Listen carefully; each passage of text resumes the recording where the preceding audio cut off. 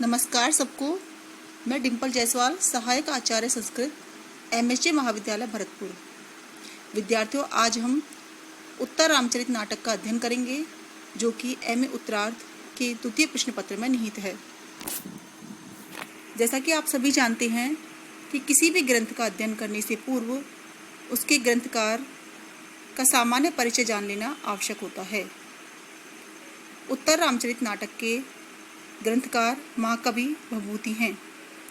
महाकवि भभूति संस्कृत नाट्य साहित्य के कवियों की प्रथम श्रेणी में अपना स्थान रखते हैं, जिन्होंने अपनी अनुपम प्रतिभा कला के द्वारा शाश्वत सनातन भारती का साज श्रृंगार किया है।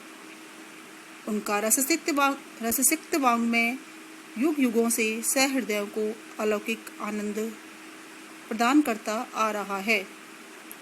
वैदिक काल से लेकर अपने युग तक के जिन शाश्वत चिरंतन विचारों और भावों को चित्रित किया गया है, वे सभी उनके काव्य में जीवंत बन गई हैं। महाकवि भभूति ने संस्कृत नाटक क्षेत्र में अपनी बहुमुखी नाट्य प्रतिभा, अद्भुत काव्य कला, सरस रस व्यंजना एवं मौलिक उद्भावना शक्ति के द्वारा कहीं कहीं कालिदास के समीप और कहीं कहीं उनसे आगे भी बढ़ जाते हैं। महाकवि भभूति में अगाध पांडित्य और असाधारण प्रतिभा का मणिकांचन संयोग हमें दिखाई देता है। यही कारण है कि उनके प्रशंसकों ने कहा है, कवियः कालिदासाद्यः भभूति महाकवि। जब हम भभूति का परिचय जानने की कोशिश करते हैं तो हम उसे दो भागों में बांट सकते हैं।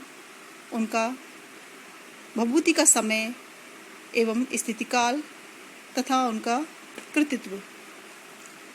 महाकवि भभूति के संबंध में उन्होंने स्वयं अपनी कृतियों में कुछ प्रकाश डाला है, जिससे उनके वंशादि के परिचय का कुछ ज्ञान प्राप्त होता है। महाकवि भभूति कालिदास की रचनाओं से प्रभावित हैं। महाकवि भाणभट्ट ने अपने हर्षचरित के प्रारंभ में वासवदत्ता, सेतुबंध, भास, कालिदास आदि कई कवियों का उल्लेख किया है, परंतु वहाँ भभूति की चर्चा नहीं है। भभूति यदि बाण से पहले या उनके समसामयिक होते तो संभवतः बाण उन्हें आदर्श कवियों की श्रेणी में अवश्य रखते। इसके अतिरिक्त भभूति ने कहीं कहीं बाण के काव्य का अनुकरण किया है। इन आधारों पर हम कह सकते हैं कि महाकवि भभूति का समय 8वीं शताब्दी के उत्तरार्ध से 11वीं शताब्दी तक और उसके अनंतर निर्धारित होता है। 7वीं शताब्दी के पूर्व तक उनकी कहीं चर्चा नहीं हुई है। इस प्रकार महाकवि भभूति का समय 7वीं शताब्दी के अंतिम भाग से लेकर 8वीं शताब्दी के मध्य तक निश्चित होता है। Weber, Max Muller, Macdonell, Vincent Smith आदि विद्वानों ने भी भभूति का यही समय निश्चित किया है। अतः महाकवि भभूति का स्थिति काल 7वीं शताब्दी के अंतिम भाग से 8वीं शताब्दी के पूर्वार्ध तक निश्चित होता है। भभूति के जन्मस्थान के विषय में महावीर चरित की प्रस्तावना में लिखा गया है, अस्ति दक्षिणापथे पद्मपुर नामक नगरम। परंतु दक्षिणापथ का सीमा भाग इतना विशाल है कि उसमें पद्मपुर की वास्तविक स्थिति को समझ लेना अत्यंत कठिन है। मालती माधव की प्रस्तावना में इस प्रकार का उल्लेख मिलता है कि अस्ति दक्षिणापथे विदर्भेषु पद्मपुरम नाम नगरम। इससे यह स्पष्ट हो जाता है कि विदर्भ प्रांत में स्थित पद्मपुर नामक नगर में भभूति का जन्म हुआ था। अब हम उनकी कृति उत्तर रामचरित के संबंध में चर्चा करते हैं। उत्तर रामचरित नाटक महाकवि भभूति का सर्वश्रेष्ठ नाटक है। महाकवि भभूति ने 3 नाट्य ग्रंथों की रचना की, महावीर चरितम, मालती माधव एवं उत्तर रामचरित। उत्तर रामचरित नाटक भभूति विरचित सर्वश्रेष्ठ नाट्य ग्रंथ है। यह 7 अंकों में निबद्ध है। 7 अंकों में रचित प्रस्तुत नाटक में महाकवि भभूति ने मर्यादा पुरुषोत्तम राम के उत्तरकालीन जीवन चरित्र को चित्रित किया है। प्रस्तुत नाट्य ग्रंथ महाकवि भभूति की प्रौढ़ प्रतिभा का परिचायक है। इस ग्रंथ का उपजीव्य काव्य रामायण है। आदि काव्य रामायण को आधार मानकर रचित प्रस्तुत नाट्य ग्रंथ में महाकवि ने मर्यादा पुरुषोत्तम श्री राम के उत्तरकालीन जीवन चरित्र को वर्णित किया है। लंका विजय के पश्चात राम के राज्याभिषेक एवं जनपवाद को सुनकर सीता परित्याग की घटना का करुण चित्रण महाकवि ने प्रस्तुत नाट्य में किया है। ग्रंथकार ने प्रस्तुत नाट्य ग्रंथ में न केवल कल्पना को प्रश्रय दिया है, अपितु आदर्श में यथार्थ को सहज ढंग से संजोया है। प्रस्तुत नाट्य ग्रंथ में चित्रित उनका दाम्पत्य का आदर्श सर्वोपरि है। महाकवि भभूति ने प्रस्तुत नाट्य ग्रंथ में करुण रस से पूर्ण चित्रण प्रस्तुत किया है। उत्तर रामचरितम, इस नाटक का नामकरण इसी आधार पर, चूंकि इसमें राम के उत्तरकालीन जीवन चरित्र का चित्रण है, इस आधार पर इसका नामकरण उत्तर रामचरितम किया गया है। नाटक की मुख्य विशेषताएं इस प्रकार है। पहला है नाटक की रस योजना। विद्यार्थियों, संस्कृत रूपकों में आचार्यों ने रस को अत्यंत महत्व प्रदान किया है। जैसा कि कहा गया है, आनंद निष्यंदिषु रूपकेषु। भरत मुनि ने रस को महत्व देते हुए अपने नाट्य शास्त्र में लिखा है कि न ही रसादृते कश्चित् अर्थः प्रवर्तते, अर्थात रस के बिना किसी भी अर्थ का कोई तात्पर्य नहीं है, उद्देश्य नहीं है।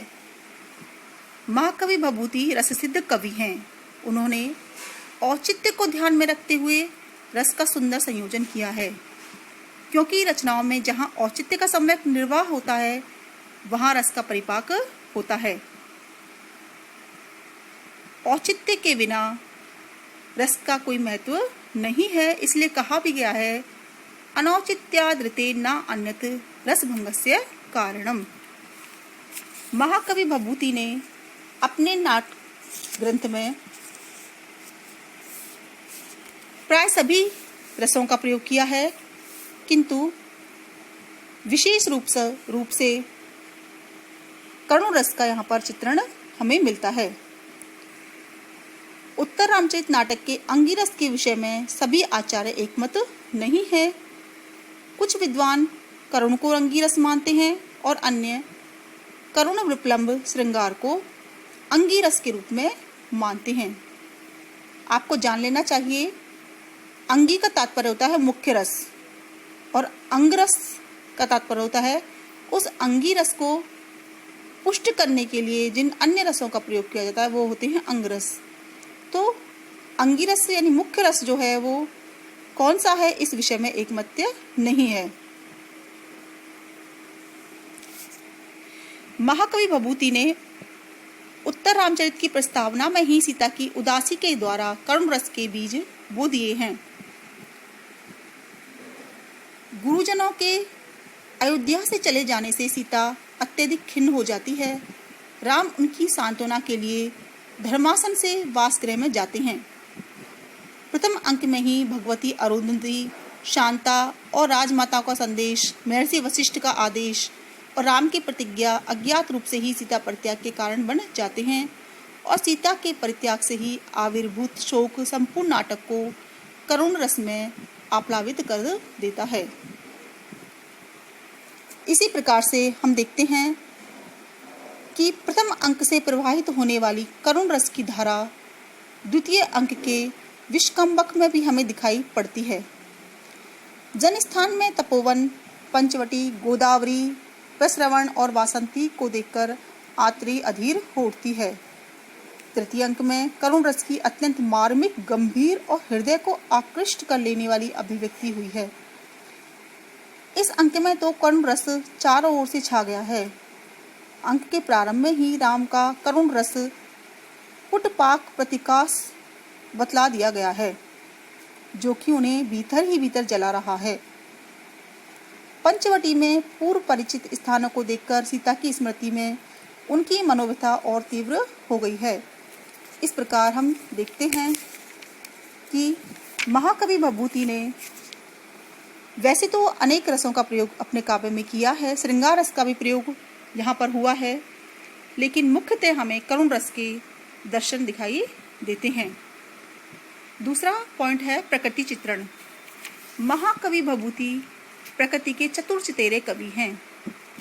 महाकवि भभूति ने अपने काव्य में प्रकृति का बहुत ही सुंदर चित्रण किया है।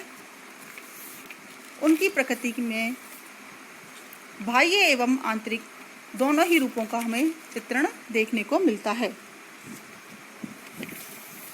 जब हम नाटक को पढ़ेंगे तो वहाँ पर आप देखेंगे कि उत्तर रामचरित की जो प्रकृति है वो पूर्णतः साकार रूप में हमें दिखाई देती है।